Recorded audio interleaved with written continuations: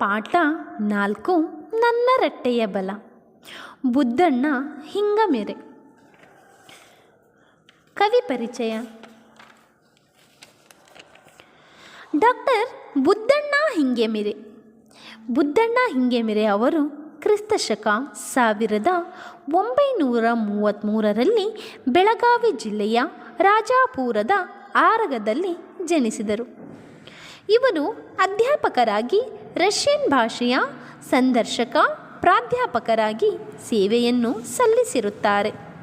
ಇವರು ಉದಯರಾಗ, ಗುಬ್ಬಿಯ ಹಾಡು, ಹುಲ್ಲುಗೆಜ್ಜೆ, ಶಬ್ದ, ರಕ್ತ ಮತ್ತು ಮಾಂಸ, ಹದ್ದುಗಳ ಹಾಡು ಮೊದಲಾದ ಕೃತಿಗಳನ್ನು ರಚಿಸಿದ್ದಾರೆ.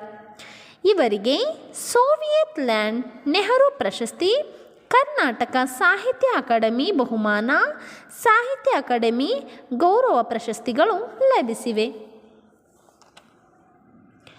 ನನಗೆ ಹಂಬಲ ಒಂದೇ, ದುಡಿದೆ ದುಡಿಯುವುದೇ ಸತತ, ಲೆಕ್ಕಿಸದೆ ದುಃಖವನು ಎಲುಬು ಕಬ್ಬಿಣದಂತೆ ಗಟ್ಟಿಗೊಳ್ಳಲಿ.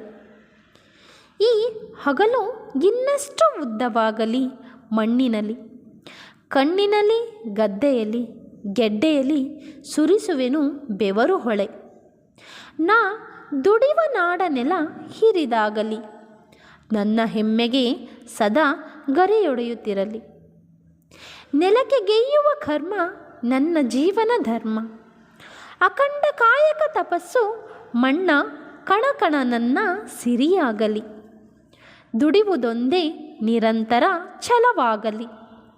ನನ್ನ ಪ್ರಾಮಾಣಿಕತೆಗೆ ಈ ನೆಲ ಜಲ ಬಾನು ತಕ್ಕಂತೆ ಫಲ ನೀಡಲಿ.